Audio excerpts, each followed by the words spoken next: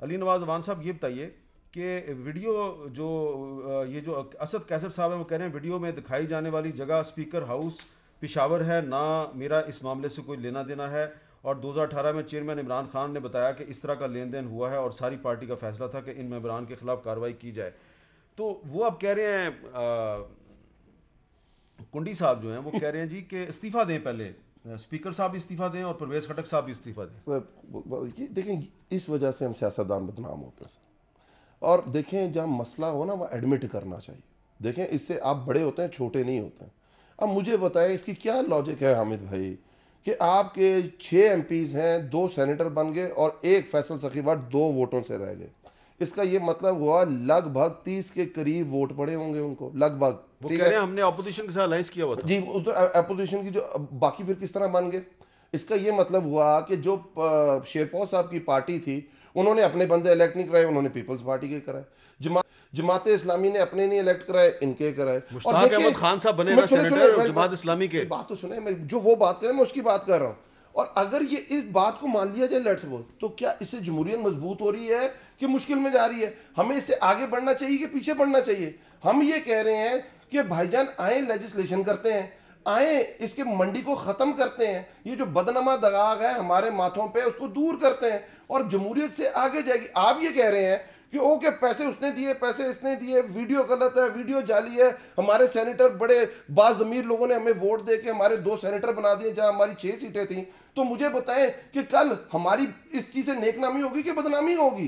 भाईजान मसला ये हामिद भाई कि हमने बड़ा होके निकलना है। अगर हम इन्हीं चीजों में फंसे रहे कि भाईजान कि जिस तरह पिछले 60 साल से पाकिस्तान चल रहा है, सर अगले जिस दिन इलेक्शन होगा उस दिन हामिद भाई अगले दिन आपने हमें फिर बिठाया होगा, आप हमसे यही सवाल कर रहे होंगे कि हम जब कह रहे थे कि मंडी लगती है, ये साबित हो गया मंडी लगती है। अच्छा ये बताइए जी, अब कुंडी साहब इसका क्या जवाब है कि ये कह रहे हैं, अली नवाज अवान साहब कह रहे हैं कि ये आपने जो एक जवाज़ पेश किया कि इस जवाज़ की वजह से हमारे 2 सेनेटर बने और फैसल सखी भट्ट साहब जो हैं वो 2 वोटों से रह गए, ये उसको मानने के लिए तैयार नहीं है। ये आपके पास सबूत क्या है कि आपका अपोजिशन की बाकी पार्टियों के साथ कोई अलायंस था? देखिए हामिद मीर साहब, इसके ऊपर बहस करने की जरूरत नहीं है। आज ये हमारे साथ बैठ जाए, इसके ऊपर हम डिबेट कर लेते हैं और इनको बताते हैं कि क्या सेनेट में क्या फार्मूला होता है, पॉइंट्स होते हैं सेनेट में, first priority, second priority, third priority, ऐसे पॉइंट्स होते हैं। पॉइंट्स की बिना पर आप वो करते हैं कि आपके वोट पूरे हो जाते हैं, फिर ट्रांसफर होते हैं, चीज़ होती हैं। अब मैं आपको थोड़ा ये कहते हैं ना, अब देखें अब इनकी जब बारी आई ना, जब असद कैसर और परवेज खटक की बात आ गई तो कहते हैं आगे बढ़ते हैं, आगे ऐसे बढ़ना चाहिए। देखें आप ही हामिद मीर साहब, आपको भी पता है जब हमारी हुकूमत थी, प्रेसिडेंट जरदारी साहब जब प्रेसिडेंट थे, हमारे जब सेनेट का इलेक्शन आया तो प्रेसिडेंट जरदारी साहब ने सब पार्टियों को बिठाया, हुकूमत और अपोजिशन के इत्तेहादियों को भी, और हुकूमत के इत्तेहादियों को भी और अपोजिशन को बिठाया कि आपकी ये सीटें बनती हैं, हम आपस में नहीं लड़ते हैं और अपने अपनी सीटें आप ले लें, और हमने बिला मुकाबला मेजॉरिटी सीटें, आपको याद होगा कि हमने बनाई थी। ये होती हैं बैठने की। जो शख्स कश्मीर के इशू पे आपके साथ बैठने को तैयार नहीं है, जो कि पाकिस्तान का सबसे बड़ा इशू है, बर्निंग इशू है, अवाम का इशू है, आप मुझे बताएं कि जब कश्मीर का इशू आया था तो एक शख्स मौजूद नहीं था, उसका नाम इमरान खान था, बाकी सारे मौजूद थे। अब ये कहते हैं कि जी अगर आपने कॉन्स्टिट्यूशन अमेंडमेंट करनी थी तो आपको चाहिए था कि आप 3-4 महीने पहले एंगेज करते अपोजिशन को, बैठते, हम आपको बताते कि ये मतलब है कि इसमें ये करना चाहिए, ये करना चाहिए, एक कमेटी बनाते। अगर हम आपके साथ ना बैठते तो फिर आप कहते। लेकिन आपने जब 14 मेंबर खरीदे चेयरमैन सेनेट के लिए, अदम एतमाद के लिए, उस वक्त आप नाच रहे थे, गा रहे थे, मिठाइयाँ बांट रहे थे। उस वक्त तो आपने नहीं बताया कि आपने कौन से 14 मेंबर खरीदे। हमारे एक मेंबर था खानजादा खान, वो रिजाइन करके उसका बेटा भी जो है वो चला। कुंडी साहब सवाल है कि वो जो अपोजिशन के 14 मेंबर थे जिन्होंने कि आपके उम्मीदवार को हासिल बदंजो मरहूम को वोट नहीं दिया, उनके खिलाफ क्या कार्रवाई हुई? देखिए खानजादा खान पीपल्स पार्टी का जरदारी साहब ने पहले कहा था कि मेरा एक शख्स जो है मुझ पर उस पर शक है। खानजादा खान ने रिजाइन किया, उसने फौरन पीटीआई ने उसको एक्सेप्ट कर लिया, उसके बेटे को जो इन्होंने सेनेटर बना दिया, वो रिटायर हो रहा है, हमारी पार्टी से चले गया। लेकिन ये बताए ना, ये तो बड़े इंसाफ वाले लोग हैं, इन्होंने जो 14 बंदे खरीदे थे, एक तो उसमें से जाहिर हो गया, वो 13 बंदे की क्यों नहीं लिस्ट देते? फिर अगर आप इतने संजीदा थे तो आप देखें, ये पार्लियामेंट में कानून साजी के लिए अपना तरीकाकार होता है। हमने भी कानून साजी की है, हमने भी कॉन्स्टिट्यूशनल अमेंडमेंट किए हैं। ये कहते हैं सेनेटर का वोट जो है वो शो ऑफ हैंड के जरिए हो, लेकिन चेयरमैन सेनेट हमने बनाना है, उसके लिए हमने हाउस रीडिंग करनी है, वो खुफिया बैलेट के जरिए हो, डिप्टी चेयरमैन खुफिया बैलेट के जरिए हो, स्पीकर खुफिया बैलेट। देखें कॉन्स्टिट्यूशन में जो चीज़ें हैं हम कॉन्स्टिट्यूशन के मुताबिक चलते हैं। अगर आपने चेंज करना है तो आपने कॉन्स्टिट्यूशन अमेंडमेंट लेके आनी है, उस पर आपने सबको साथ लेके जाना है। हमने भी 18th अमेंडमेंट में 19th अमेंडमेंट में एक कॉन्स्टिट्यूशनल कमेटी बनाई थी जिसमें तमाम पॉलिटिकल पार्टीज़ के लोग शामिल थे और कंसेंसस के साथ हमने डेवलप किया। ये लोग तो आके असम्बलियों में लड़ते हैं और कहते हैं ये पास भी करो, हम लड़ भी रहे हैं। अच्छा। फिर आप देखिए इदारों को कंट्रोवर्शियल बना रहे हैं। आपने सुप्रीम कोर्ट का भी फैसला नहीं आया, आपने पहले अपना एक ऑर्डिनेंस लेके आ गए और उस इदारे को भी आप कंट्रोवर्शियल बनाना चाहते हैं। बाकी इदारे तो आपने कंट्रोवर्शियल बना दिए, उनका तो बेड़ा गर्क कर दिया। अब आप सुप्रीम कोर्ट का जो एक इंसाफ का इदारा है उसको भी आप कंट्रोवर्शियल बनाना चाहते हैं। आज देखें आज इस्लामाबाद में क्या हो रहा है। जो लोग 120-25 दिन धरना दे रहे थे उनसे आज एक दिन धरना बर्दाश्त नहीं हो रहा। पहले तो एक कंटेनर दे रहे थे, आज जो शेलिंग और आंसू गैस और लाठी चार्ज और जो कुछ जुल्म ढाया जा रहा है सरकारी मुलाजमीन पे, वो आपके सामने आप देख रहे हैं कि आज डी चौक पे क्या हो रहा है। अच्छा, ये अपने बताएं लिए तो ये कहते थे राजा कि साहब, हम कंटेनर राजा देंगे, साहब अगर हमारे साथ 120 वापस आ दे गए रहे थे। हैं, अगर अब चाय वाय पी लिया, राजा साहब चाय वाय पी लिया आपने अपनी? नहीं, मैं बिल्कुल बैठा हुआ था। अच्छा फरमाइए।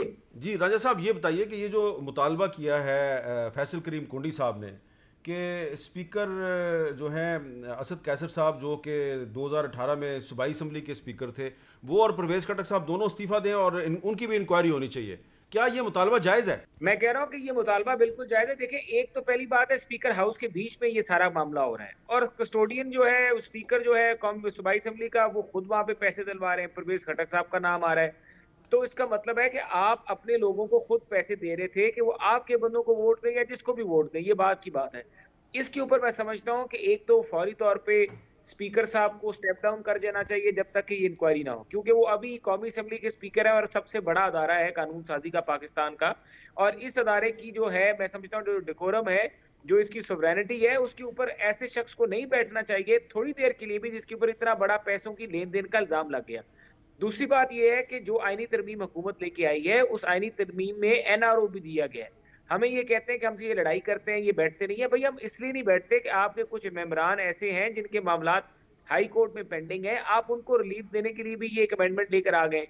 आप अगर सेनेट तक रहते हैं तो सेनेट पे हम आपके साथ बैठ के बात करते, लेकिन अगर आप वाकई संजीदगी से ये करना चाहते हैं तो आपको सिर्फ यही तरमीम नहीं करनी पड़नी थी 226 की, आपको उसके अलावा एक क्रिमिनल लॉ में भी अमेंडमेंट लानी पड़ती कि अगर कोई बंदा पैसे लेता पकड़ा जाता और साबित हो जाता तो उसको उसके ऊपर ज़ाब्ता फौजदारी के तहत भी कोई कार्रवाई होनी चाहिए ताकि पूरी अच्छा, कौम का सबसे जो एक सवाल बड़ा अहम है है इसमें कि देखें अली नवाज वान साहब, जो फैसल करीम कुंडी साहब ने कहा है कि जो पीपल्स पार्टी के सेनेटर थे खानजादा खान साहब, उनके बारे में पार्टी को पता था, उनसे इस्तीफा लिया गया और फिर उसके बाद उनके बेटे को आपने अपनी पार्टी का सेनेटर बना दिया, तो हॉर्स ट्रेडिंग तो की आपने। अच्छा हामिद भाई, जो बात अभी मोहसिन शाह नवाज साहब ने की है कि परवेज खटक और स्पीकर असद कैसर के ऊपर जो एलिगेशंस लगाई हैं, उसकी बेस पे उनको इस्तीफा दे देना चाहिए।